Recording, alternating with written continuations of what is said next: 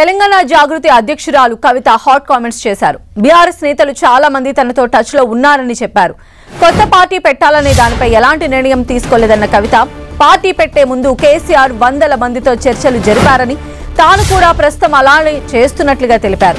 తండ్రి పార్టీ నుంచి సస్పెండ్ అయిన మొదటి కూతుర్ని తానే అన్న కవిత, కాంగ్రెస్ పార్టీలో చేరాలనే ఆలోచన లేదని చెప్పారు. ఇరిగేషన్ శాఖ విషయంలో 2016లోనే కేటీఆర్ను అలర్ట్ చేశానని తెలిపిన కవిత, హరీష్ రావు పైన కాళేశ్వరం విషయంలో తప్ప తనకు వేరే కోపం లేదని స్పష్టం చేశారు.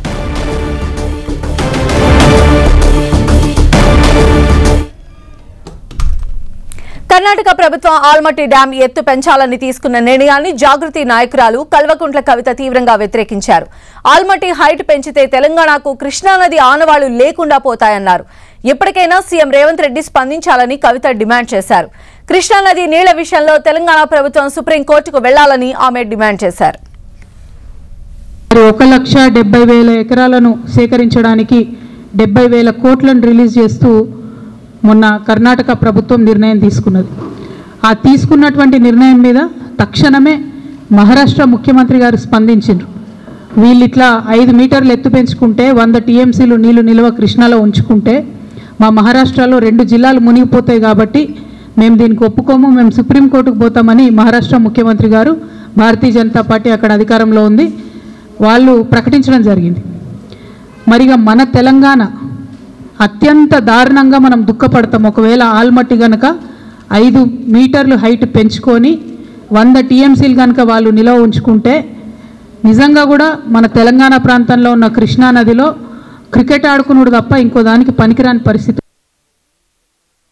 ఆల్మట్టి ఎత్తు పెంచుతున్నటువంటి ఈ క్లిష్ట సమయంలో ఉత్తమ్ కుమార్ రెడ్డి గారు కాదు, వారితో పాటు రాష్ట్ర ముఖ్యమంత్రి హోదాలో రేవంత్ రెడ్డి గారు కూడా అటెండ్ అవ్వాలి.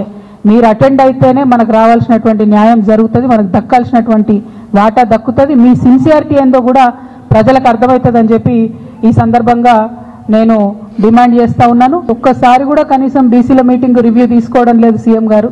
మీరు కనుక తక్షణం నిర్ణయం తీసుకోకపోతే ఇక మంత్రుల ఇల్లు ముట్టడించుడు ఉంటుంది ఫస్ట్ ఫేజ్లో. ఇంకా కూడా నిర్ణయం తీసుకోకపోతే ముఖ్యమంత్రి గారి ఇల్లు కూడా ముట్టడించాల్సి వస్తుంది.